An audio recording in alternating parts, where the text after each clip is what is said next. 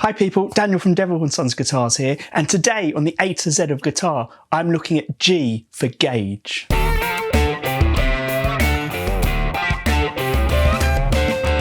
Now by gauge, I mean string gauge. We're going to look at the different thicknesses of string that you get and why you might use different combinations of them depending on the guitar you've got and the style of music you play. Don't forget the G here is the first letter from a well-known guitar or guitar related brand, and at the end of this series on the 28th of February 2021 I'm going to put up a video a bit like a pub quiz where I look back on all the letters that we've used and which guitar brand they've come from. So keep a track of where you think they're from and check in then to see how many you've got right. So when you buy a set of strings, you might be referring to your set by a number.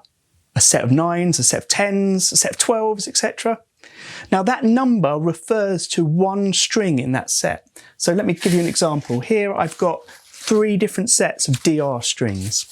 The first set is a 10, a set of 10s. Then I've got a set of 11s and a set of 12s. Now that number refers to the thickness of the thinnest string in the set. So we're looking at the top E going through to the low E. So we measure string thickness in inches. So a 10 is 10 thousandths of an inch thick and a 12, 12 thousandths of an inch thick.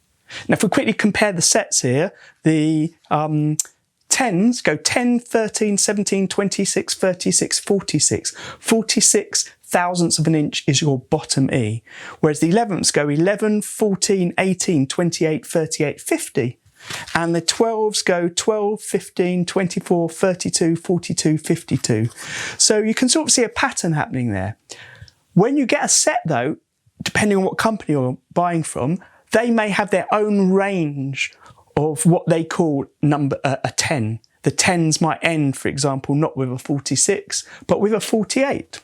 Also, you might get sets where they vary, where the top strings are thinner and the bottom strings are thicker than their standard set. The reason for this is the thickness does make a difference. So a thicker string is going to be harder to bend, but it's also going to sound slightly heavier. So if you think about different types of guitar players, someone that's bending a lot is going to use thinner strings.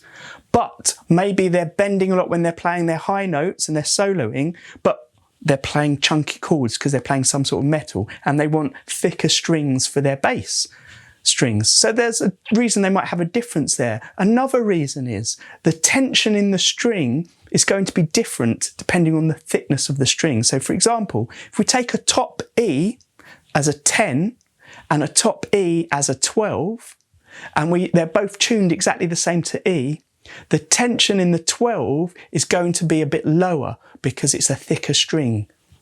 That means that if you, for example, are tuning your strings to a different tuning, say you're tuning down, you might want to have thicker strings so the strings don't get more tense.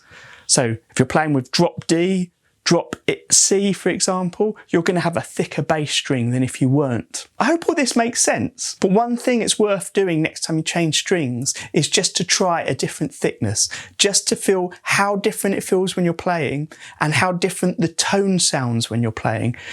These things are a personal choice, so it's really up to you. But I have heard a lot of guitarists recently on YouTube talking about how they went to lighter strings and it made their sound much brighter, and they've decided to stick with that going forward. Personally, I prefer lighter strings. I always play with 9s or 10s, but I've never really tried playing with a really thick set, so maybe I'll do that myself next time I change. Fantastic! If you found that useful, please do give a thumbs up and subscribe to see the rest of the series. What would be great is if you leave in the comments below what string gauge you use and why you've picked that gauge.